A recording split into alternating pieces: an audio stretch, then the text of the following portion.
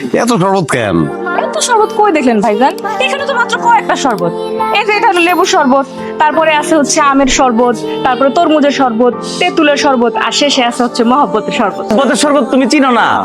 মহব্বতের শরবত হইতেছে লাল তরমুজ আর দুধ একসাথে দিয়ে ঘুটায় যে শরবতটা বানায়, ওটা হচ্ছে মহব্বতের শরবত। লেবুর শরবতটা আমার খুব প্রিয়, এটাই দেন আমার।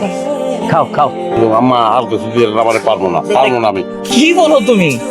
মানে এইটুকু খাবার খেয়ে বলতেছো পারবো না? এটা হইলো? খাও মিয়া। আম্মা বেশি করে দেন তো। আরে না। জামাই মানুষ লজ্জা পাইতেছে। পুরো ভাইজান কি আম্মা, আমার এটা এটা এটা কোনো কথা? মাছ দিয়ে খাইতেছি আমি, আপনি এর মধ্যে মাংস দিয়ে দিলেন। এটা- ভাইজান নেন পান খান।